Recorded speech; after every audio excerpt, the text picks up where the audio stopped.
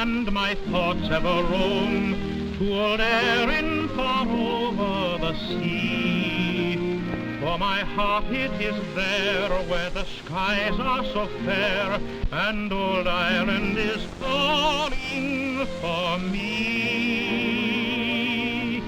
Oh, I want to go back to that tumble-down shack where the wild roses bloom round the door, just to pillow my head in that old trundle bed, just to see my old mother once more. There's a bright gleaming light guiding me home tonight, down the long road of old cobblestone, down the road that leads back to the tumble-down shack, to the tumble-down shack in Athlone.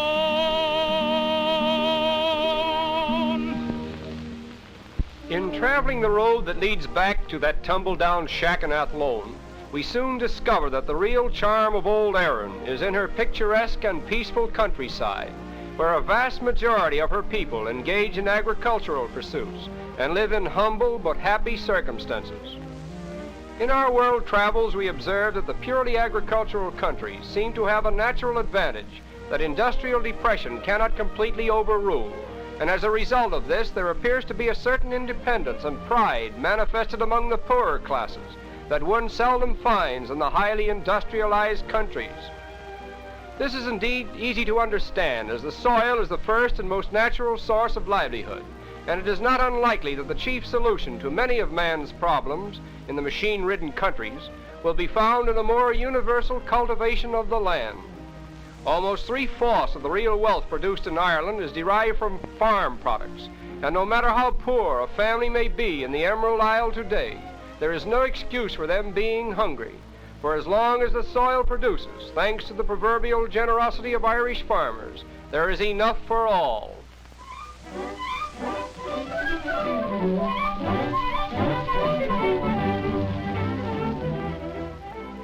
And here is Dick Harrow, who says he's the fattest man that ever set foot on the Emerald Isle.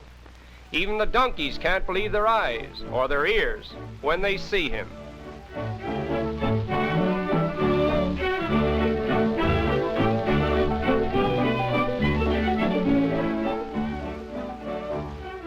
Dick says he weighs 560 pounds, is 5 feet 11 inches tall, 35 years of age, married, and has a perfectly normal son. He claims his health is fine, but after dragging a donkey around all day, he becomes a bit fatigued. On the road to Connemara in the western part of Ireland, we are fascinated by a countryside that is literally honeycombed with stone walls. This seems an act of providence, for Ireland has little or no timberland and must depend largely upon stone for most of its rural construction. The superabundance of rocks, therefore, accounts for the unique little stone houses which are characteristic throughout this part of Ireland. But in the country south of Dublin, we find the picturesque thatch-roofed cottages for which southern Ireland is noted. This setting is humble, to be sure, but to sit in an old kitchen beneath the low rafters of a thatch-roofed cottage, sipping a good cup of tea and listening to the tales that Irish peasants tell so well, is to know Ireland as it can never be known otherwise. Here a stranger needs no introduction, for he is always a welcome guest. Rural life is made doubly picturesque by the little donkey carts that are ever present along the country roads.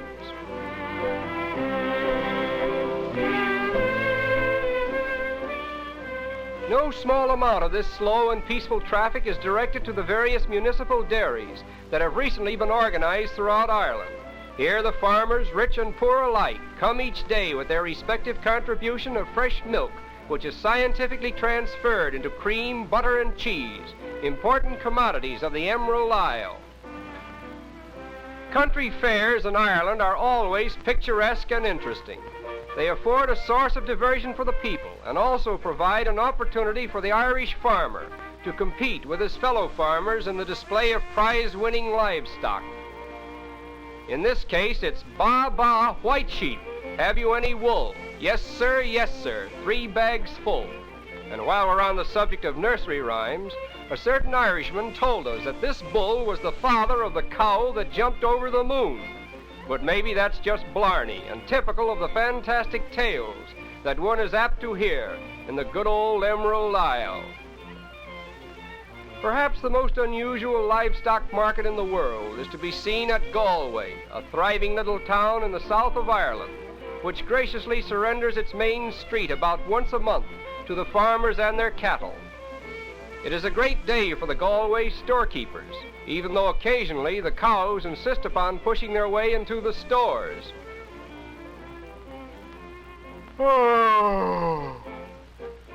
Evidently, it's a dull market. The types of people that usually assemble here are representative of agricultural life in Ireland, and although they may be plain in manner, they represent the backbone of a country that could not exist without their cooperation. The native mothers of any country always inspire a certain sentiment, but the older Irish mothers, as we see them in the little towns of Ireland today, appeal most to our emotions, for we know there is hardly one among them who has not a son who left her to seek his fortune in some faraway country. Even as late as 1926, 30,000 emigrants left Ireland, and 26,000 of that number were bound for the United States. In interesting contrast to the little town of Galway is Dublin, capital and chief city of the Irish Free State, and the pivotal center around which Irish life has evolved for the past 1,000 years.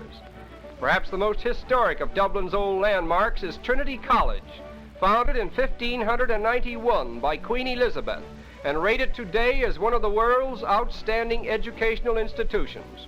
This old college has faced the tide of Dublin traffic for centuries and has been a silent observer of all the changing aspects of a cosmopolitan city.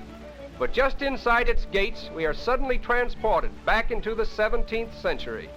Among the many renowned scholars who attended this college were Oliver Goldsmith, Edmund Burke, and Thomas Moore, 3 of Ireland's most illustrious sons.